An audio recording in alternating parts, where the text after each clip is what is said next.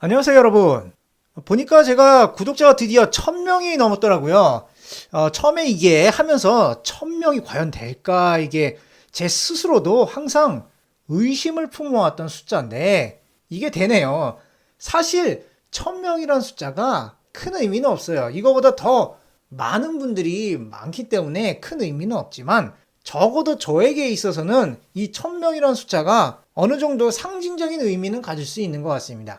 근데 한 가지 좀 알아두셔야 될 게 이게 1000명이 넘으니까 수익 창출 여부도 궁금하잖아요. 하지만 이게 여기는 이것은 수익 창출이 아주 힘듭니다. 조회수하고 시청 시간이 턱없이 부족하기 때문에 내년 여름에 제가 우통을 까고 부채질을 하고 있어도 여전히 부족할 겁니다.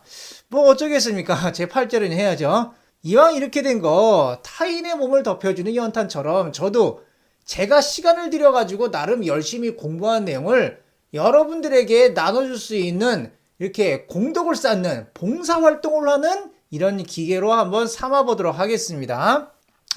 야, 이거 말이 좀 거창하죠? 혓바닥이 좀 길어지긴 했는데, 자, 뭐, 지난 시간에 이어서 매너리즘 이어서 할 건데요. 지난 시간엔 세련되고 우아한 이미지의 매너리즘을 살펴봤고, 오늘은 좀 거칠고 파격적인 매너리즘을 살펴보도록 하겠습니다.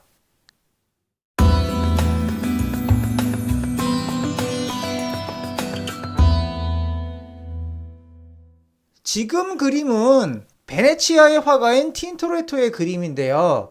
이 그림만 봐서는 틴토레토라는 사람이 그다지 마음에 안 들지도 모르겠습니다. 하지만 이 그림은 상당히 파격적이죠. 일단 내용을 보자면은 이 그림이 16세기에 그려졌지만 지금 이 그림 속의 장면은 9세기의 내용입니다. 이 당시만 해도 베네치아의 수호성인은 성 테오도로였습니다. 제 영상 47번을 보시면 아시겠지만 지금도 여전히 산 마르코 광장에 이분의 조각상이 있어요. 자, 그런데 이 당시 이집트의 수도였던, 즉 9세기의 이집트의 수도였던 알렉산드리아에서 예수님의 제자이자 마르코 복음 혹은 마가복음의 저자인 마르코의 유해가 발견이 됩니다. 그리고 이 그림은요, 이슬람권인 알렉산드리아에서 성 마르코의 유해를 기독교 세계인 베네치아로 가져가기로 결심하고 이렇게 마르코의 유해를 열심히 찾고 있는 그런 장면이 되겠습니다.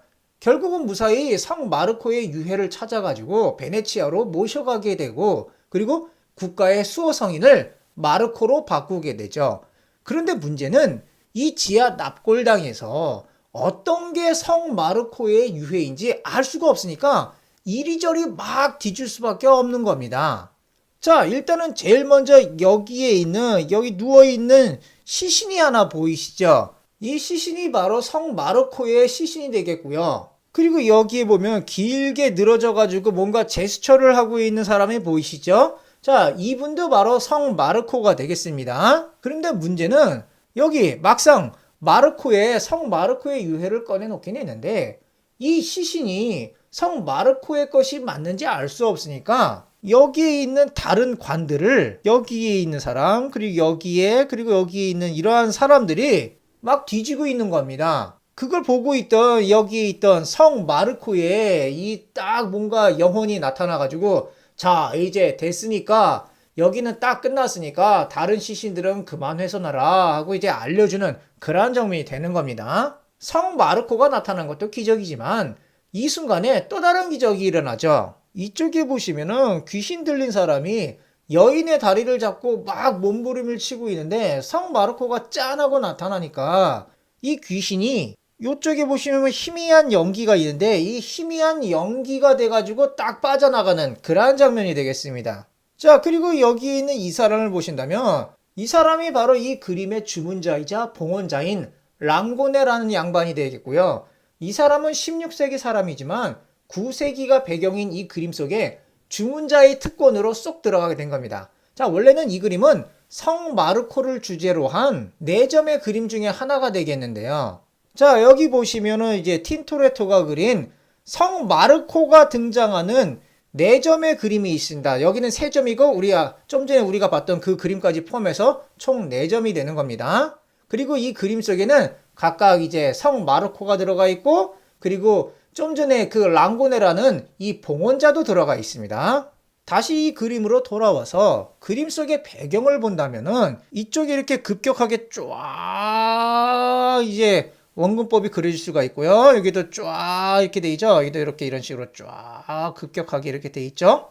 이런 식으로 소실점이 이렇게 생기게 되는 건데 기존에 우리가 봤던 것과는 달리 고속도로가 뻥 뚫린 것처럼 선원근법이 아주 망설임 없이 그리고 경쾌하게 자리 잡고 있습니다. 그리고 이쪽에 있는 성 마르코를 보면요, 매너리즘의 특징이라고 할 수 있게 좀 길쭉하게 그려져 있고요. 자, 그런데 우리가 예전에도 베네치아 화파의 특징에 대해서 살펴본 적이 있었는데 그 베네치아 화파의 특징이 뭐였습니까? 바로 빛, 그리고 아름다운 색채가 아니었습니까? 그런데 이 그림 속에선 그런 색채의 효과가 그다지 눈에 띄지 않습니다. 더군다나 이게 뭐 마무리가 덜 된 것 같이 뭐 붓터치도 보이고 우리가 기존에 알고 있었던 조반니 벨린이라든지 조르조네 혹은 이제 티치아노의 그림과는 상당히 괴리가 있죠. 방금 제가 말한 그 사람들은 빛이라든지 색채를 통해 가지고 그림 속의 조화와 균형을 맞추려고 했지만 여기서는 그런 게 없습니다. 제가 이전 시간에도 말씀드렸듯이 이러한 요소, 즉 조화와 균형을 깨트리는 것, 자, 이런 것 또한 매너리즘의 특징 중 하나였었습니다. 그렇죠? 하지만 이러한 요소들은 전부 다, 즉 조화와 균형을 깨트린다든지 혹은 그 베네치아 화파 특징인 그러한 이제 뭐 빛이라든지 색채의 효과가 나타나지 않게 그렸다든지 혹은 마무리가 덜 된 것처럼 이렇게 그렸다든지 이러한 것들은 모두가 의도가 된 거라 이거죠. 어차피 이 시대엔 기교적으로는 완성된 시기였기 때문에 뭐 깔끔하게 못 그릴 게 없었습니다. 웬만한 사람들은 뭐 예전에 이 대가들이 했었던 이러한 기교적인 면에 있어서는 다 흉내를 낼 수가 있었어요.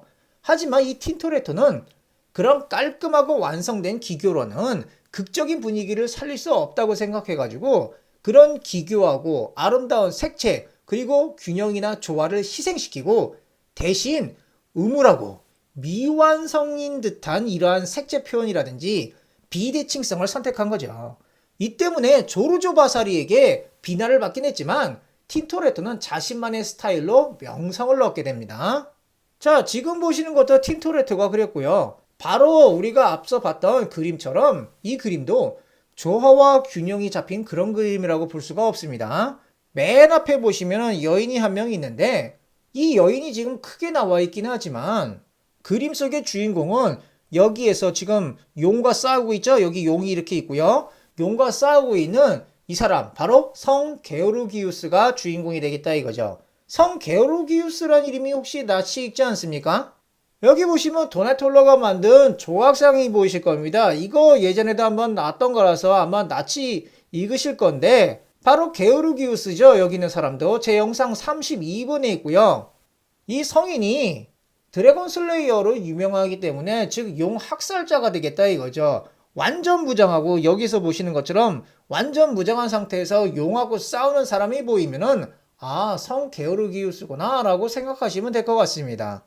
아무튼 간에 주인공이라면은 우리가 여태까지 쭉 봐왔듯이 당연히 그림 가운데에서 비중 있게 크게 나온다든가 혹은 주인공을 중심으로 대칭을 이루도록 해가지고 조화를 이루어줘야 할 텐데 여기에선 그런 게 없다 이겁니다. 그리고 그림 자체도 아까 그 그림도 그랬지만 이 그림은 특히나 더 그리다만 듯한 느낌이 아주 완연합니다.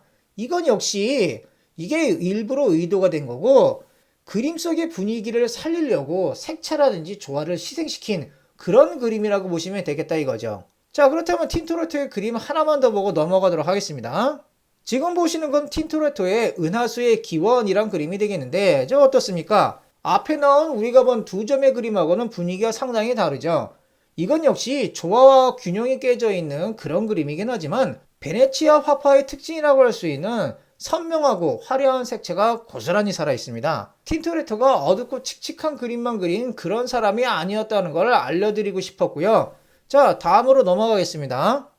지금 보시는 그림은 정말 놀라운 그림이 될 수 있는데요. 배경 지식이 없이 이 그림만 본다면 현대에 그려졌다고 해도 이상할 게 전혀 없어 보입니다. 서양 미술사에 관심이 없는 사람들의 눈에는 이상하고 조잡한 그림으로 볼 수는 있겠는데 어느 정도 미술사에 관심 있는 분들에게는 놀라운 그림으로 다가올 수도 있는 그런 그림이 되겠습니다. 먼저 이 그림을 이해하기 위해서는 이걸 그린 엘 그레코란 사람의 배경에 대해서 알 필요가 있는데요. 이 엘 그레코는 여기 보시면은 크레타라는 섬이 하나 보이실 겁니다. 그리스령에 있는 섬이 되겠는데 바로 여기서 태어났어요. 그런데 여기가 아무래도 그리스다 보니까 비잔틴 미술의 영향하에 있던 곳이고, 그리고 지도를 보시면 아시겠지만 여기 이탈리아가 있잖아요. 즉 이탈리아하고 여기 거리가 상당히 떨어져 있다 보니까 미술에 있어서는 어느 정도 변방의 지방이었다 이겁니다. 이렇다 보니까 이탈리아 르네상스 미술의 세례를 받지 못해가지고 사실적인 그림에 대한 개념이 그다지 없었다 이거죠. 후에 이제 이 엘 그레코가 베네치아를 들르게 되는데 여기서 이제 너무나 다른 스타일의 미술을 접하게 됩니다. 아마 매너리즘의 영향을 받았을 거예요. 그리고 최종 목적지인 스페인의 톨레도에 정착하게 되는데 문제는 여기도 미술의 변방이라 미술 수준이 여전히 중세에 머무르고 있었습니다. 이탈리아의 사실적인 그림하고는 거리가 멀었다는 거죠. 제 영상 14번을 보시면 아시겠지만 비잔틴 미술은 인체의 비율이라든지 균형 같은 거에는 관심이 없었습니다. 그리고 그런 것보다는 그림의 내용이라든지 혹은 그림 속의 신비로움을 전달하려는데 더 주안점을 뒀고요. 이 엘 그레코라는 사람은 이탈리아 미술을 접하긴 했지만 정확한 비율이라든지 사실성보다는 그림 속의 분위기나 내용 전달을 더 중요하게 여긴 것 같았습니다. 이런 점에 있어서는 어느 정도 틴토레토하고 통하는 게 있죠. 틴토레토도 그림 속의 분위기를 더 전달하고 싶어가지고 다른 부분을, 기교적인 부분을 희생을 시켰잖아요. 자, 아무튼 간에 그림 속의 내용을 보자면은 이 왼쪽을 보세요. 왼쪽을 보시면 이거는 신약 성경 중에 요한계시록 6장에 있는 내용을 토대로 그린 거고요.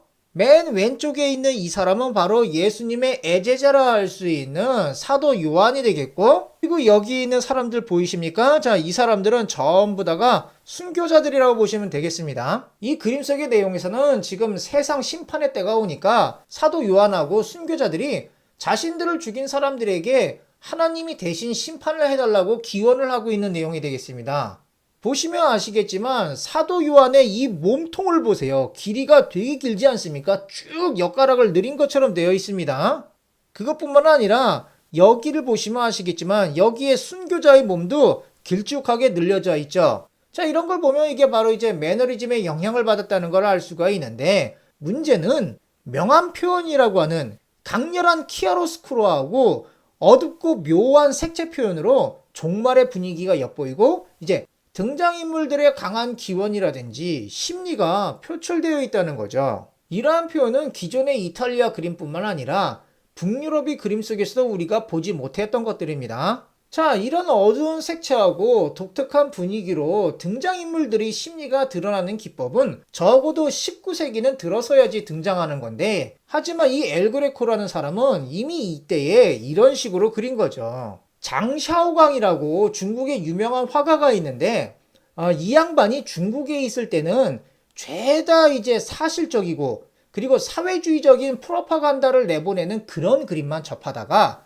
나중에 중국을 벗어나가지고 이 그림을 보게 되는데, 이 그림을 보면서 아주 큰 깨달음을 얻었다고 합니다. 고수는 고수를 알아본다고 이걸 딱 보는 순간 그림에서 드러나는 강한 심리 표현에 매료가 된 거죠. 이 그림은 그런 강렬함이 엿보이는 그런 그림이라고 할 수가 있을 것 같습니다.